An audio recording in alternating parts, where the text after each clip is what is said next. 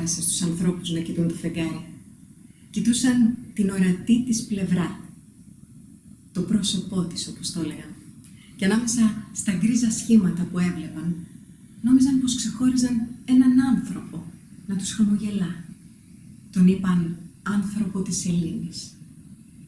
Γοητεύονταν τόσο από εκείνη, από τις φάσεις της, τις αλλαγές της.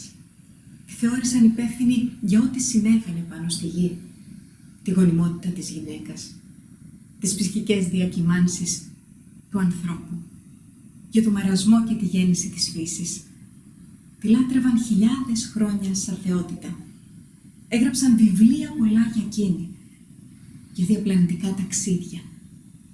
Ο Λουκιανός, με την αληθινή ιστορία, παίρνει δίκαια τον τίτλο του πατέρα της επιστημονικής φαντασίας, γιατί γράφει για ταξίδια στη σελήνη, για αρπαγή από εξωγήινους, περιγράφει διαστημόπλια.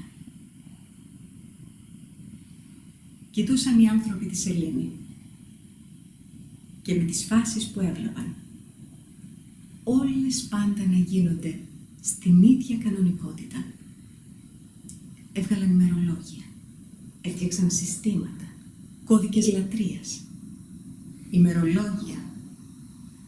50 κόρες είχε η σελήνη με τον Ενδυμίωνα, 50 και εβδομάδες ενός ελληνιακού έτους. Η εξέλιξη της αστρονομίας, που ξεκίνησε με τον Κοπέρνικο και τον Κέπλερ, ενέπνευσαν τον Γαλιλαίο τόσο πολύ, που έστρεψε το τηλεσκόπιό του στον ουρανό και αντίκρισε τη σελήνη. Ένας νέος κόσμος φανερώθηκε μπροστά του. Όλα εκείνα τα γκρίζα σημάδια, το χαμόγελο του ανθρώπου της σελήνης, είδε ο Γαλιλαίος πως δεν ήταν άλλο παρά κρατήρες, βουνά, προεξοχές στην επιφάνειά της. Ένας νέος κόσμος που τον καλούσε κοντά του. Από εκείνη την ώρα, ο άνθρωπος δεν έβλεπε την ώρα να πετάξει, να φτάσει κοντά της. Η επιστήμη της πυραυλικής στις αρχές του 20ου αιώνα δίνει νέα πνοή στα σχέδια του ανθρώπου να φύγει από τα δεσμά της γης. Ήταν μια εποχή που την είπαν εποχή του ψυχρού πολέμου. Δύο μεγάλες δυνάμεις, η ΗΠΑ και η Σοβιετική Ένωση, ανταγωνίζονται ποια είναι η πιο ισχυρή, ποια θα επικρατήσει. Ένα σκληρό πολιτικό παιχνίδι που στείνεται πάνω σε μια σκακέρα που τη λένε σελήνη. Πολιτικοί και επιστήμονες και από τις δυο πλευρές προσπαθούν να κάνουν πραγματικότητα το μεγαλύτερο όραμα του ανθρώπου. Να αγγίξει τη σελήνη, να περπατήσει πάνω της. Οι δυο υπερδυνάμεις δουλεύουν πυρετωδώς. Οκτώβρης 1957.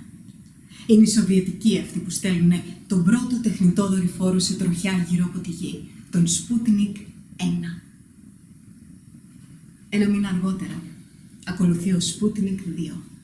Μα τώρα πια μέσα του κλείνει μια ζωντανή ύπαρξη. Είναι η Λάικα, μια αδέσποτη σκυλίτσα. Από τους δρόμους της Μόσχας εκτοξεύεται στο διάστημα. Όμως η Λάικα ζει μονάχα μερικές ώρες. Το εσωτερικό της διαστημοσυσκευής είναι ακόμα αφιλόξενο για τη ζωή. 3 χρόνια αργότερα, οι Αμερικάνοι εκτοξεύουν ένα χιμπατζή στο διάστημα. Όμως οι Σοβιετικοί δεν δέχονται ποτέ πως αυτή η πτήση μπήκε σε τροχιά. 12 Απριλίου 1961. Ο Γιούρι Γκαγκάριν είναι ο πρώτος άνθρωπος που πετά στο διάστημα. Βοστόκ 1, το όνομα της διαστημοσυσκευής του. Βοστόκ, που θα πει Ανατολή. Χρόνια ολάκερα, ΗΠΑ και Σοβιετικοί σχεδιάζουν προγράμματα. Τα ερευνητικά κέντρα προωθούν νέα προγράμματα, καινοτόμα.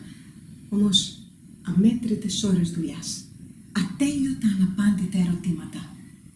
Τραγωδίες διαδέχονται θριάμβους. Πώς φτάνει κανείς στη σελήνη? Πώς είναι η επιφάνειά της? Πώς άραγε είναι αυτός ο πύραυλος που θα έχει διαστημοσυσκευή και αστροναύτες μαζί? Ένα σωρό ερωτήματα. Ατέλειωτα. Το ένα μετά το άλλο. Φωτογραφίζουν τη σκοτεινή της πλευρά. Χαρτογραφούν την επιφάνειά της. Μέχρι που τα Χριστούγεννα του 1968 οι Αμερικάνοι εκτοξεύουν το Απόλλω 8. 3 αστροναύτες μπαίνουν για πρώτη φορά σε τροχιά γύρω από τη σελήνη. Απόλλω 8. Τραβούν συγκλονιστικές φωτογραφίες, με τη γη να ανατέλει πάνω από τον ορίζοντα της σελήνης. Με τη γη, ένας απίστευτος, μοναδικός πλανήτης στο γαλαξία, μια γαλανόλευκη σφαίρα.